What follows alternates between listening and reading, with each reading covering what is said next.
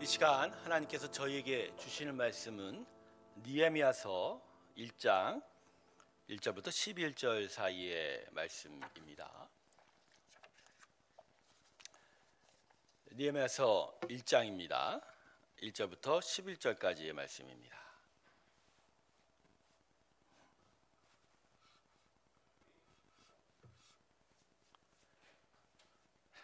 느헤미야서 1장 1절부터 11절까지의 말씀. 자, 오늘은 저와 여러분이 한 절씩 나누어 교독해보기를 원합니다. 제가 먼저 읽겠습니다. 하가리아의 아들 느헤미야의 말이라. 아닥사스다 왕 제20년 기슬월에 내가 수상궁에 있는데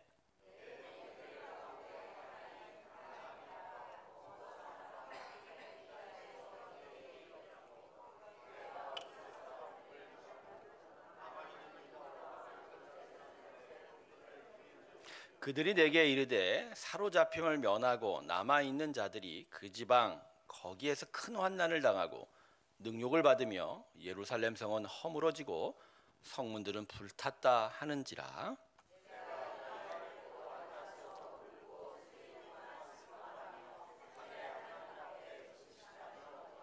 이르되 하늘의 하나님 여호와 크고 두려우신 하나님이여 주를 사랑하고 주의 계명을 지키는 자에게 언약을 지키시며 긍휼을 베푸시는 주여 간구하나이다.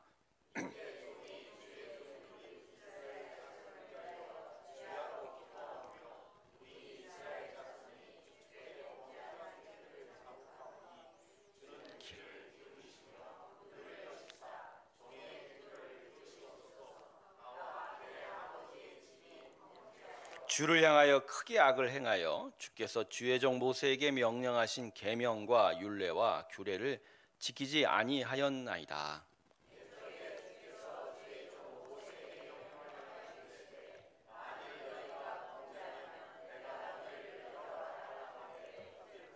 만일 내게로 돌아와 내 계명을 지켜 행하면 너희 쫓긴 자가 하늘 끝에 있을지라도 내가 거기서부터 그들을 모아 내 이름을 두려고 택한 곳에 돌아오게 하리라 하신 말씀을 이제 청하건대 기억하옵소서.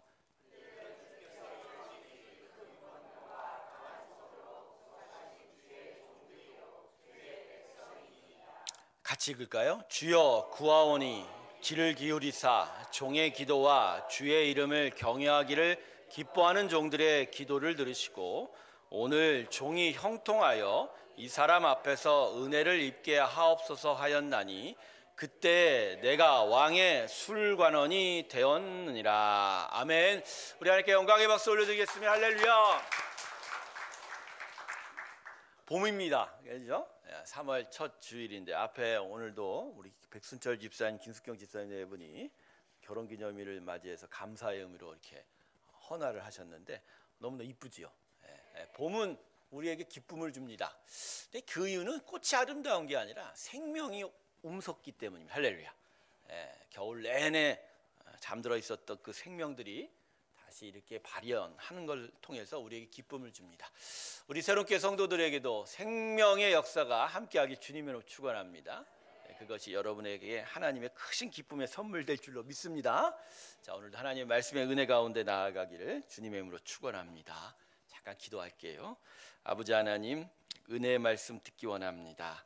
오늘 심령의 말씀하실 때 귀가 아닌 영이 듣게 하시고 또 영의 마음이 열려져 하늘나라를 품게 하여 주시옵소서. 감사드리며 예수님의 이름으로 기도드립니다. 아멘. 한국 교회가 위기입니다. 통계 조사에 의하면 현재 2023년도 작년도에 한국 개신교회의 교인 수는 750만 명이라고 그러죠. 그것도 교회는 안 나가지만 나는 그래도 예수 믿는다는 사람 하면 250만 명 포함한 숫자예요. 실제로 예배실에 나오는 오늘 이 주일에 교회 각각의 지역의 교회들의 예배당에 나오는 숫자 수는 500만 명이 채 안 되는 숫자입니다. 10년 안에는 그것도 500만 명 미만으로 심각하게 떨어질 거고 앞으로 한 30년이 지난 2050년에는 한국 개신교회의 교인 숫자는 200만 명이 채 안 될 거다라는 그런 예측들이 계속 나오고 있습니다. 그리고 이런 통계 예측은 지금 가속화되고 있어요. 현실로 진행이 되고 있는 실정입니다. 개척교회들이 그 생존을 아주 많이 위협받고 있는 상황이죠.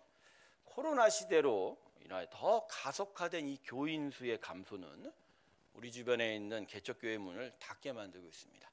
저희가 속한 예장개혁 서울로회의 많은 교회들도 지난 3년 동안 문을 닫은 교회가 꽤 많습니다. 그리고 전체 교회의 70% 이상이 교회 학교가 없는 시점인데 이게 더 심각한데요. 다음 세대가 아예 교회에서 자라고 있지 않다라는 거죠. 그러니까 미래 세대에 대한 어떤 전망과 기대를 할 수가 없다라는 게 이게 한국교회 위기의 가장 심각한 부분이라고 하는 거죠. 그래서 이제는 한국교회는 생존을 심각하게 생각할 수밖에 없는 시대 속에 서 있다. 그래서 이 긴박한 생존을 위해서 그 해결책을 고민하고 또 찾아야만 하는 아주 큰 숙제를 우리 교회들이 안고 있다라고 말할 수 있습니다. 새롬교회도 마찬가지죠. 우리 새롬교회도 다른 교회와 함께 험난한 세파 앞에 서 있는 건 분명합니다. 한국교회가 전체가 지금 우하향하고 있는 시대에 우리 교회라고 예외일 수가 없겠지요. 다행히도 저희 새롬교회는 교인 수는 줄지 않고 있습니다. 지난 3년 동안 교인 숫자가 줄지 않았어요. 소폭 증가한 부분도 있지요. 하지만 이걸 다른 의미에서 보면 줄지 않고 있지 성장하지는 못한다는 얘기지요. 결국 시간은 계속 흐르고 교인들은 점점 고령화되어 갈 것이고, 그래서 하나 둘씩 하나님의 품에 안기게 되면 우리들의 빈 자리가 계속 늘어나게 되는 거죠. 그러니까 현재의 만족은 있지만 미래에 대한 기대와 전망에 결코 긍정적일 수 없는 시그널이 켜진 겁니다. 물론 교인 수의 성장이 부흥이라 말할 수는 없고요, 또 절대적인 가치라고 말할 수는 없을 겁니다. 여러분, 심령의 부흥은 외형적인 양으로 쉽게 측정될 수 있는 건 아닌 거거든요. 하지만 교회는 공동체입니다. 공동체. 각각의 영혼들로 존재하는 게 아니라 함께 모여야 되죠. 함께 모여 하나님의 나라를 이루는 공동체. 그러니까 무엇보다 교회는 함께 모일 사람이 필요하죠. 그렇죠? 함께 모일 사람. 함께 모여 예배하고 또 교제를 나누고 또 신앙을 세워가는 것이 바로 공동체, 교회다. 이런 점에서 새롬교회도 한국교회가 맞이한 위기를 그대로 맞이하고 있다, 이렇게 말할 수 있고요. 그래서 우리도 다른 한국교회들과 같이 이 생존의 위기를 어떻게 극복해야 하는가에 대한 해결책을 정말 부담 없이 고민하고 또 생각해야 되고 찾아야 되는 긴급한 요청 가운데 응답을 해야만 한다라는 것이죠. 성도 여러분, 우리 새롬교회는 이제 어떻게 이 험난한 세파를 극복해야 할까요? 저는 오늘 느헤미야서를 들고 여러분 앞에 섰습니다. 그리고 이 느헤미야서가 주는 메시지에 우리 모두가 다 귀를 기울일 것을 요청드립니다. 느헤미야서는 시대의 어려움과 아픔에 대한 하나님의 처방과 그분의 길을 우리들에게 비전으로 제시하고 있는 책입니다. 거듭된 우상 숭배와 불순종으로 인하여 이스라엘은 결국 나라를 잃어버리고 약속의 땅인 가나안 땅을 이방 족속들에게 빼앗겼습니다. 이건 하나님의 혹독한 징계였죠. 이 징계는 더 가혹하게도 이스라엘 사람들로 하여금 바벨론 땅으로 끌려가는 큰 아픔과 고통을 겪게 했습니다. 하지만 하나님께서는 결코 이스라엘에 대한 사랑을 잊으시고 포기하지는 않으셨습니다. 70년이라는 정해진 시간이 끝나자 다시 이스라엘을 가나안 땅으로 복귀시키셨어요.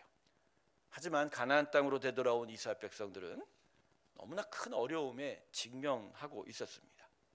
여전히 페르시아 제국의 식민 지배를 받고 있고요, 또 그런 가운데 이웃의 여러 이방 족속들의 공격을 받아내야만 했습니다.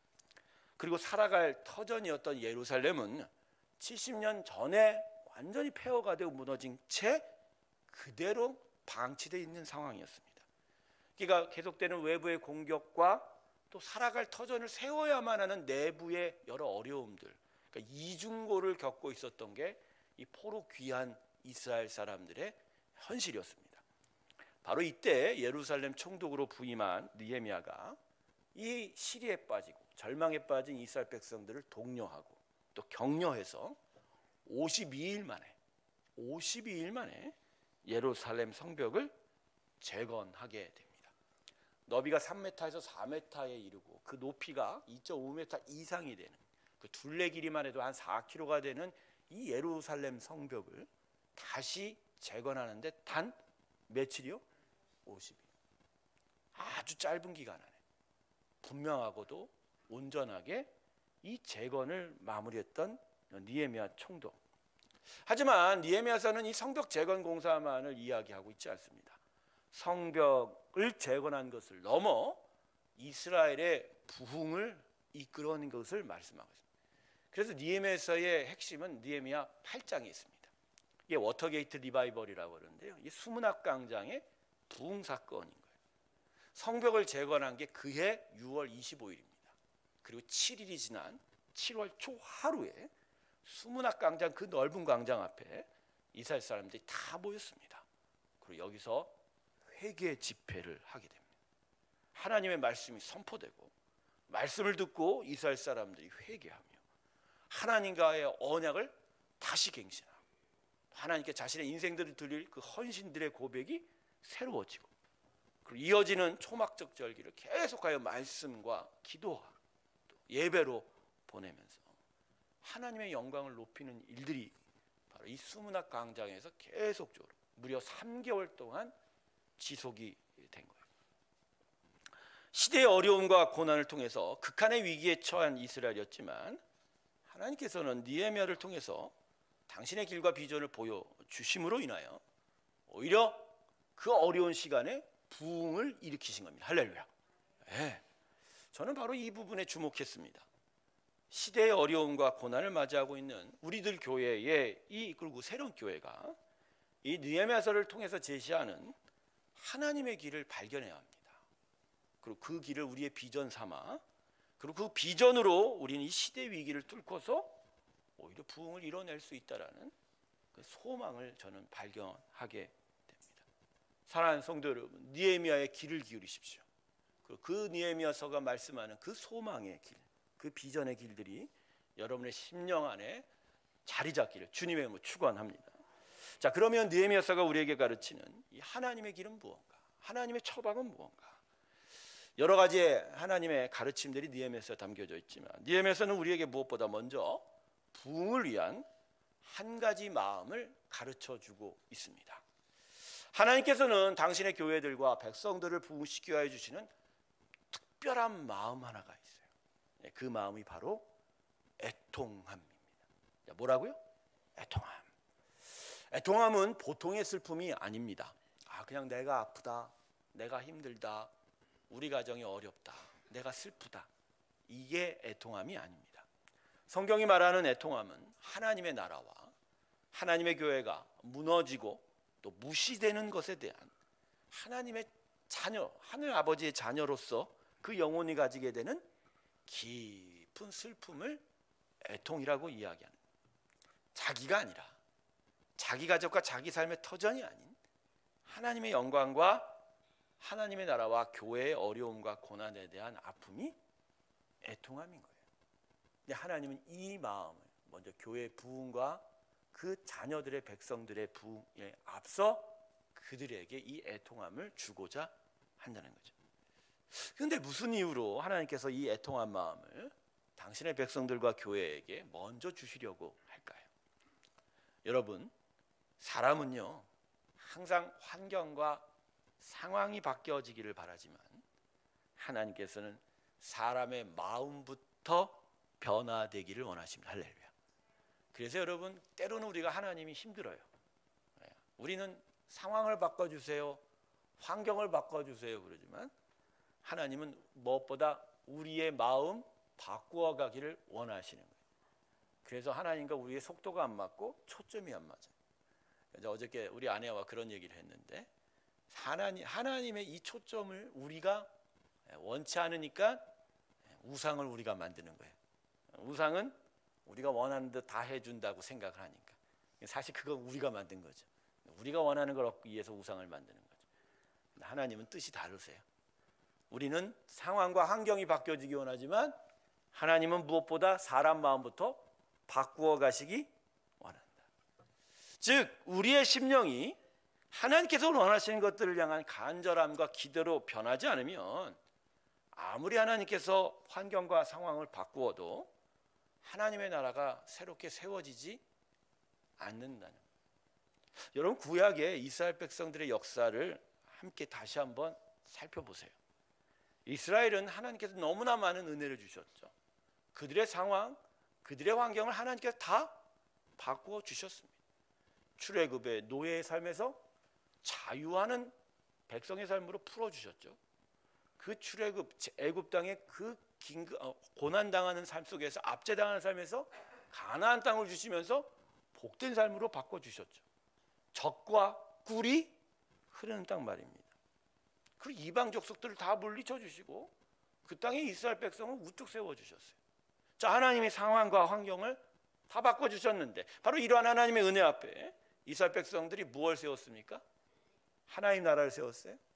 자, 우리 수요 성경 강좌 때 지금 사사기를 계속 가고 있는데 여호수아가 가나안 땅 정복한 지 채 30년이 되지 않아서 그들은 가나안 땅에 우상의 나라를 세웠습니다. 하나님의 나라가 아니라 무슨 나라? 우상의 나라, 탐욕의 나라. 사사기는 거의 죄송합니다 이런 말 막장이에요. 사사들도 정신을 못 차리고 있는 사람들이 너무 많아요. 바로 이겁니다. 상황과 환경을 바꿔주셨는데도 사람들의 마음이 안 변하니 그들 가운데 나타날 건 하나님의 나라가 아니라 세상 나라, 사람의 나라죠. 그래서 하나님께서는 우리들의 마음에서부터 먼저 일하시기를 원합니다. 할렐루야. 여러분 하나님의 초점이 어디죠? 밖이 아니라 여기에요. 여기서 우리 마음 바꿔, 여기서 우리 마음이 변화돼서 여기로부터 하나님 나라가 세워져 가게 되는 거죠. 바로 그것이 애통함인 거예요. 그게 바로 애통함인 거예요. 그리고 애통함들이 이 안에 시작이 되면서 부흥의 역사가 출발이 되는 겁니다. 그래서 여러분 애통함은 하나님의 부흥의 역사가 시작되는 하나님의 밑분을 아니면 또는 마중물이라고 해요. 여러분 마중물 뭐죠? 시골의 우물가에 그냥 펌프질하면 물이 안 나오죠. 근데 물 한 바가지 갖다 집어넣고 펌프질하면 그때 물이 나오는 아주 신기한 일이죠. 바로 이 애통함이라는 거 말이에요. 그것이 바로 우리 심령에 먼저 생겨날 때 하나님이 이걸 통해서 일하시고 여기서부터 교회 부흥의 역사가 시작되기 시작한다. 할렐루야. 오늘 본문에서 느헤미야가 보여주고 있는 것이 바로 이 애통함입니다. 여러분 오늘 본문 마지막 11절에 보면 근 술관원이라고 얘기하죠. 이때가 이제 페르시아 제국 시대였습니다. 느헤미야는 그 제국의 술 맡은 관원입니다. 여러분들 이 술 맡은 관원이 어떤 직책이냐면요. 여러분 왕의 생명과 직결이 되는 왕의 모든 음료와 음식을 관장하는 직책이 바로 이 술 맡은 관원이에요. 그러니까 일종의 최고위직이에요. 왕의 측근이나 다름없어요. 왕의 생명을 관장하기 때문에 무엇보다 왕이 믿는 사람이어야 한다. 항상 왕이 옆에서 보는 사람이에요. 그러니까 페르시아의 최고위직에 있는 느헤미야. 어떻게 보면 일견 이 느헤미야는 이스라엘과는 별 상관이 없는 느헤미야에서 자기의 호사를 다 누리고 있는 자 아닙니까? 더군다나 이 느헤미야는 포로 3세대입니다. 70년 전에 포로로 끌려온 자들의 아들도 아니고 손자였던 거예요. 그러니까 느헤미야는 예루살렘 가나안 땅에 가본 적이 단 한 차례도 없었던 거예요. 그런데 말입니다. 바로 이런 느헤미야가 자신들의 조상의 터전인 가나안 땅이 여전히 불타 버려져 있고 그 허물어진 채 그 어떠한 생명의 흔적조차 솟아날 수 없는 절망의 땅이 됐다라는. 그래서 그곳에 되돌아간 이스라엘 백성들이 큰 고통과 어려움을 겪고 있다는 소식을 듣고서 오늘 본문에 말씀하듯이 수일 동안 눈물을 흘리며 울었다고 하는 거예요. 그리고 그 슬픔은 단지 감성적인 눈물에 끝나지 않았습니다. 이어서 금식으로 자신의 마음을 겉으로 드러내기 시작했다. 보니까요 거의 한 40일에서 2달 동안 금식했던 것 같아요. 이 느헤미야서 2장까지 연결시켜 봅니다. 여러분 이 느헤미야의 모습을 여러분 어떻게 보십니까? 여러분 이게 무엇을 말하는 건가요? 예, 그는 하나님의 나라와 믿음의 공동체가 무너지고 어려움을 당하고 있는 것에 깊이 슬퍼하고 있었던 거예요. 깊이 슬퍼하고, 즉 애통한 마음을 갖기 시작한 거예요. 자신의 상황은 결코 애통할 수 있는 상황은 아니에요. 페르시아의 고위관리로서 호사를 누리고 있습니다. 최측근으로서 권세도 갖고 있는 상황입니다. 그러나 그는 하나님의 나라와 하나님의 백성들과 하나님의 교회에 대한 애통함을 가지고 있다. 그리고 이 애통함으로 느헤미야에게 하나님의 비전이 싹트기 시작하고, 결국 이 느헤미야가 예루살렘 총독을 부임하면서 페르시아의 총독임에도 불구하고 이스라엘을 위한 성벽 재건에 나서 이걸 통해서 하나님의 부흥을 이끌어내기 시작했다. 할렐루야. 하나님이 느헤미야를 통해 사용하실 때 무엇보다 그 심령의 마중물로 뭘 집어넣으셨다? 애통한 마음이죠. 사랑하는 성도 여러분, 여러분 하나님 나라와 교회에 대한 애통한 마음을 가져보셨나요? 우리들의 신앙의 중심은 무엇보다 하나님과 하나님의 뜻과 마음일 겁니다. 할렐루야. 우리의 신앙의 중심이 결국 하나님이죠. 하나님. 우리가 하나님의 자녀가 된 우리 삶의 목적은, 그래서 이제는 내가 아니라 하나님을 위해서 사는 거죠. 그래서 예수님께서 우리에게 가장 중요한 삶의 원리들을 그분의 기도라 해서 주기도문으로 가르쳐 주지 않았습니까? 그의 영광과 나라를 구하는 마음. 이게 기도문이 아닙니다. 이건 우리 삶의 가장 중요한 가르침이자 항상 기억해야 될 하나님께 드리는 우리의 마음인 것이죠. 여러분, 우리는 하나님의 영광을 위해 삽니다. 할렐루야. 그리고 그 영광 안에 우리는 하나님의 영광의 복을 얻게 되는 것이죠. 여러분, 이걸 비유로 들면 가뭄이 든 땅에 비를 오기를 간절히 기도하고, 그래서 그 땅에 비가 내릴 때 그 땅에 있는 나의 땅도 비를 맞이하는 거라고 보시면 되는 거예요. 근데 많은 분들이 이와 같지는 않은 것 같아요. 많은 분들이 자신만의 복을 구하고자, 사실은 하나님의 나라를 잘 몰라요. 자신만의 복을 구하고자 이 하나님의 뜻과는 다르게 하나님을 찾게 되는 경우가 참 많습니다. 가령 지금 온 땅에 가뭄이 들었는데 내가 있는 곳만 비를 주세요라고 기도하는 수가 참 많다라는 거예요. 여러분 머리에 그리세요? 온 땅에 비가 안 오고 있어요. 정말 비가 안 오고 있어요. 근데 우리는 무슨 기도를 하죠? 내 땅은 비를 좀 내려주세요. 물론 하나님께서 하실 수 있겠죠? 우리 하나님은 능치 못할 일이 없으신 분입니다. 할렐루야. 이것만 해도 오늘 여러분의 비가 안 내려도 여우에 비가 내릴 수 있습니다. 근데 그렇게까지 해야만 하는 하나님의 이유가 분명해야 돼요. 그런 경우가 구약에 몇 군데가 있어요. 가령 여호수아가 미디안 대적을 물리치기 위하여 하나님께서 해를 중천에 계속 잡아 놓으셨어요. 그때 온 천하 우주 만물의 24시간이 뒤로 물러갔어요. 하나님은 우주 만물을 단순간에 붙잡아줘요. 왜? 여호수아가 이스라엘을 위하여 대적을 물리쳐야 하기 때문에. 히스기야 때도 히스기야를 위해서 하나님께서 해를 10도 뒤로 물리셨죠. 왜요? 히스기야가 개혁군주로서 이스라엘의 우상 숭배를 물리치고 유일하게 산당을 철폐시켰던 게 히스기야가 이스라엘을 제대로 개혁하시고자 그가 지금 병을 얻었는데 그 병을 치유해 주시면서 그 증거로 해를 10도 뒤로, 그 사람만을 위해서. 여러분 이런 게 특별하게 하나님의 분명한 목적이 있으면 하나님은 오늘도 우주 만물에 개입하셔서 이곳은 비가 안 와도 내가 서 있는 곳만 비가 내립니다.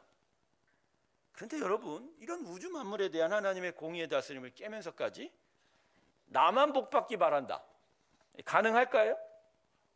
하나님의 공의의 성품에 비추어 보면 하나님과 하나님의 영광과 관계없는 이러한 기도들은 하나님이 이렇게 보십니다. 여전히 너는 너만 사랑하는구나. 네 마음 안엔 내가 아니라 누가 뭐 있다? 너가 서 있구나. 가령 하나님 병을 치료해 주세요. 그는 나의 성품이 바뀌어지길 원합니다. 이런 기도들은 자기 사랑에선 좀 거리가 좀 있는 기도들이겠죠. 하나님께서 들어주시기가 좀 더 편하실 것 같아요. 그런데 우리의 대부분의 기도 중에 으뜸을 차지하는 기도가 뭐죠? 돈을 주세요. 재물과 그렇죠? 사업과. 또 우리 부모들은 무엇을 기도하죠? 우리 아이들의 성적을 위해서 기도. 근데 한번 생각해 보세요. 여러분, 우리에게 재물이 들어오려면 하나님이 어디서 돈을 찍어내십니까? 분명히 어디선가 물질이 흘러가야 되지 않습니까? 이 모든 것들을 섭리하셔야 될 하나님인데 내 주머니만 가득 채워 달라고 한다면 여러분, 이게 응답될 수 있을까요?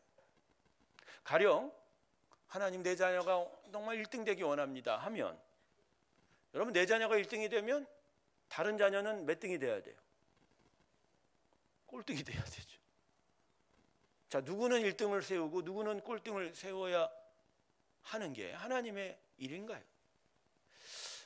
신앙생활의 성장과 성숙은 바로 이 부분에서 그 성숙도가 확인이 되는 거예요. 자기 자신을 위하여, 자기 가족을 위하여 사는 신앙의 삶은 어린아이와 같은 겁니다.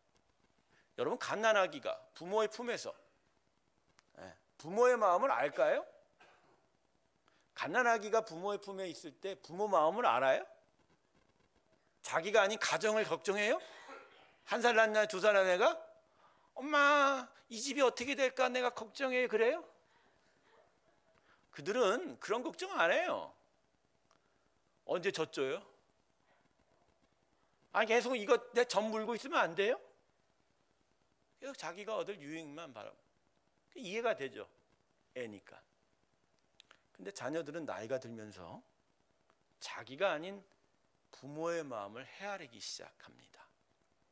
그리고 어느새 더 장성하면 이젠 부모 대신 가족을 챙기기 시작하고, 이제는 부모까지 봉양하기에 일게 된 거죠. 집에 누워 있어도 아버님 댁을 항상 생각하면서 이렇게 외칩니다. 이번 겨울에는 보일러를 놔드려야겠습니다. 우리의 신앙의 성장과 성숙은 이런 거죠. 처음엔 자신을 위해서 신앙생활하지만 결국 하나님의 나라와 영광을 위해서 살아가게 되는 것이고, 그게 교회를 위한 마음과 헌신으로 나타나게 되는 거예요. 그러니까 제대로 자라고 있는 하나님의 성도라면 지금 이 한국 교회가 어려운 시대적 어려움과 또 그 안에서 새로운 교회가 당한 이 당면한 숙제들을 그냥 어렵구나, 그냥 해야만 하는구나 정도의 지식 차원으로 느끼지 않는다는 거예요. 정말 어른된 신앙이라면, 성숙된 신앙 성도라면 이것이 그 어떤 아픔보다 큰 아픔으로 다가오는 애통한 마음으로 자리 잡게 됩니다. 할렐루야. 그래서 자기보다 더 크게 관심을 가지고 더 많이 마음을 쏟고 헌신하는 일이 나타나게 되는 거예요. 바로 이겁니다. 내가 아닌 하나님의 나라와 교회들에 대한 애통함을 이 심령들이 갖기 시작하면서 이 심령의 애통한 마음을 통해서 하나님은 당신의 나라를 세워가기 시작하고, 여기서 교회의 부흥은 시작되는 겁니다. 할렐루야. 전 가끔 그런 생각을 해봐요. 막 교회 부흥해야 돼, 우리 교회 잘하기를 바라요. 근데 가만히 있어. 교회가 부흥돼야 돼. 근데 가만히 있어.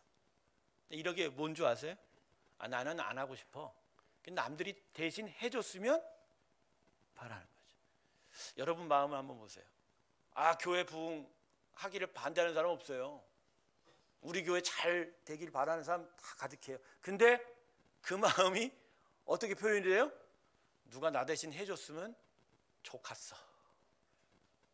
목사님이 아주 열심히 하면 되지 뭐. 여러분, 그러면 하나님의 나라가 옵니까? 아까도 말씀드렸습니다. 하나님은 상황과 환경을 변화시키는 것이 먼저가 아니라 우리의 마음 바꿔가기를 먼저 원하신다. 할렐루야. 새롭게 성도 여러분, 하나님의 나라와 교회에 대한 애통함이 여러분의 심령에 나타나길 주님의 이름으로 축원합니다. 우리의 믿음의 자녀들은 예수 그리스도 안에서 함께 지어져가는 존재예요. 그러니까 혼자서 신앙생활을 할 수가 없어요. 서로들이 각자라서 존재하는 것이 아니라 예수님의 한 몸을 이루는 부분들로서 예수의 몸을 교회로 이루어가는 거예요. 그래서 우리는 하나고 교회가 우리고 우리가 교회인 거예요. 할렐루야. 그래서 성숙한 성도들은 내가 먼저가 아니라 교회가 먼저. 이건 세상이 가르치는 뭐 공의가 먼저, 공적인 게 먼저 이런 의미가 아니라 그냥 교회가 우리니까. 교회가 나예요. 내가 교회예요. 전부는 아니지만 부분인 거예요. 그래서 우리가 원하고 우리가 바라고 우리가 정말 애써야 될 게 나라는 개인이 아니라 뭐죠? 교회예요. 그게 성숙한 사람이라는 거죠. 그래서 이렇게 되면 공동체의 기쁨이 나의 기쁨이 되는 거고 공동체의 아픔이 나의 아픔이 되는 거죠. 목사의 마음이 바로 이런 거더라고요. 그게 어떤 사명, 나의 뭐 직분에 대한 이야기가 아니라 그냥 내가 교회 한 부분으로 또 교회를 해서 많은 일을 감당하는 가운데서 그래서 교회 곳곳마다 일어나는 일이 다 저의 일이에요. 하룻밤은 어젯밤은 생각했더니 내가 하룻밤 내내 고민하고 생각했던 것들이 나를 위한 생각이 별로 없더라고요. 손가락에 주부스진 걸려갖고 여기 살이 갈라지고 혈압도 계속 놀라지고 당뇨 걸릴까 걱정되고 아이 건강은 어떻게 할까? 저의 자신을 위해서 생각할 것도 참 많은데 그런 생각보단 앉아있으면 누구를 생각해요? 교회를 생각해요. 여러분이 아플까? 여러분이 힘들까? 근데 그게 목사로서의 직분 감당이 아닌 그냥 교회가 저예요. 제가 교회 전부가 아니라 교회 부분으로서 그냥 나는 교회로 존재하는 거예요. 그래서 하나님의 성도들은 교회 안에서 각각의 자기만을 주장할 수 있는 게 아닌 거예요. 대신에 교회가 자기가 되기 때문에 교회를 위한 마음으로 존재한다. 할렐루야. 오늘 여러분 교회를 위한 마음으로 존재하시길 주님의 이름으로 축원합니다. 여러분 이러면 교회와 하나님 나라를 위한 애통함은 당연한 겁니다. 당연하죠. 그리고 그러한 애통함이 나타나면서 그것들이 모아질 때 거기서 하나님은 교회를 부흥시키고 진짜 하나님이 일을 행하시죠. 하나님의 나라가 견고하게 세워져 가는 것이다. 말씀을 맺겠습니다. 우리 한국교회는 분명 비상 상황에 돌입했습니다. 새로운 교회도 위기의 바다로 들어서기 시작했습니다. 그러나 여기에는 하나님의 섭리와 목적이 있습니다. 위기라 비상 상황이라 낙심하고 절망할 수는 없습니다. 다만 어려운 시대를 관통하기 위하여 우리가에게 필요한 지혜를 받아야 하는 것이 우선적으로 필요한 시대입니다. 그 지혜들 중에 오늘 느헤미야 말씀은 무엇보다 우리 심령에 애통한 마음을 우선적으로 품을 걸 요청하고 있어요.